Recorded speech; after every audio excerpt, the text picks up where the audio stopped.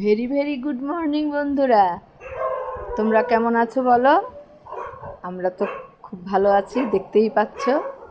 বেলায় বেলায় নিত্য নতুন খাবার দাবার নিয়ে তোমাদের সামনে হাজির হচ্ছি। আমার যাচ্ছে বাস, কিন্তু খাচ্ছি ভালো। ছেলে আর আমি মিলে খুব এনজয় করে করে খাচ্ছি। ছেলে খেয়ে গেল, তারপর ব্রেকফাস্ট করার পর ও গ্রিন টি খায়, তাই গ্রিন টিটা ওর ঘরে পৌঁছে দিয়ে আসলাম। অন্ধকার ঘর করে অফিস করতে থাকে। বিছানায় দিয়ে আসলাম। কুকুরগুলো এত ভোগে না। রাজা, ঠান্ডা হলে খা।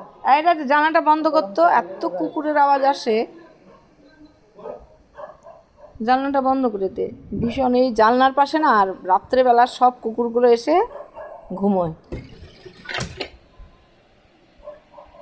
ঘুমোয় তো না, পাহারা দেয়। আর সারাদিন সারা রাত এরকম করে ভুগতে থাকে। এদের চিল্লানোতে না আমি শান্তিতে ঘুমোতে পারি না। অবশ্য একদিকে ভালোই, কুকুরগুলো বেশ নজরদারি করে।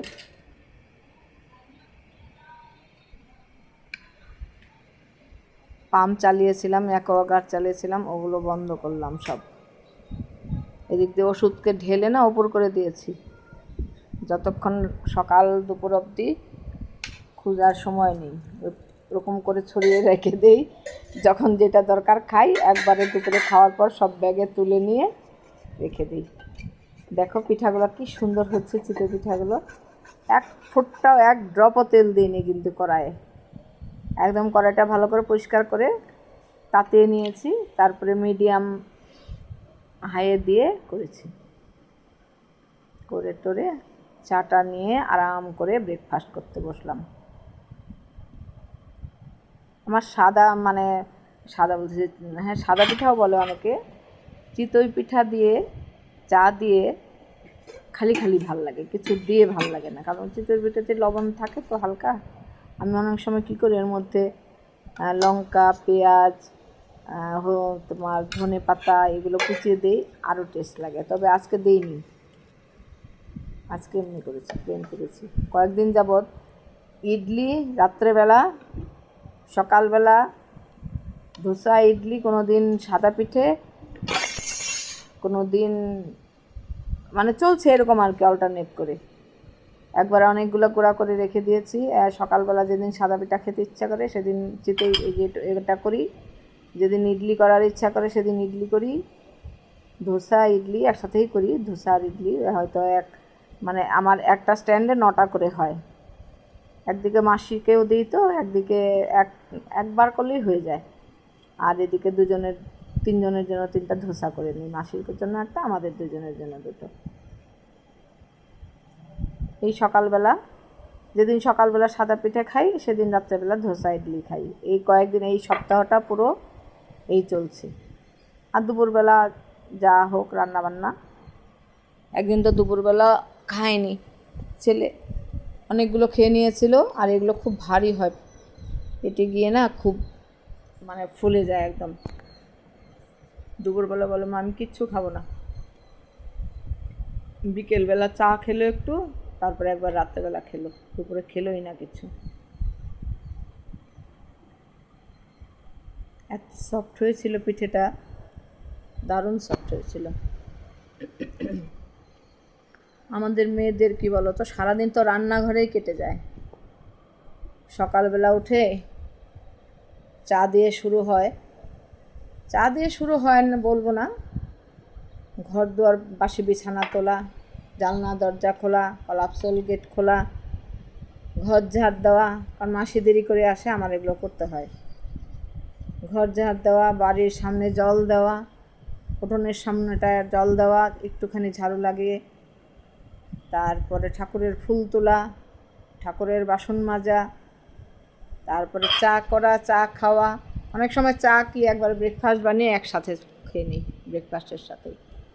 বেশিরভাগ আমিই তাই করি, ছেলেকেও আগে দিয়ে দিলেও চা আমি তাই করি। কারণ ওই বসে আমি দাঁড়িয়ে দাঁড়িয়ে দৌড়ে দৌড়ে কাজ করতে থাকি, তো চাটা আরামের জিনিস বলো, চাটা আরাম করে রিল্যাক্স করে না খেলে না ভাল লাগে না। সেই জন্য আমি সব কাজ ফেলে খেতেও পারি না, যার জন্য কিছুটা এগিয়ে রেখে সেরে তারপরে বসি চা খেতে, খাবার খেতে। আর আজকে বসে একটু নকশা করছি, নমুনা করছি, ঢং করছি, কারণ এটাই তো জীবন। সারাদিন সকাল থেকে রাত অবধি রান্নাঘর কাজকর্ম এ নিয়ে চলে, তার মধ্যে নিজেকে একটু খুশি রাখার চেষ্টা,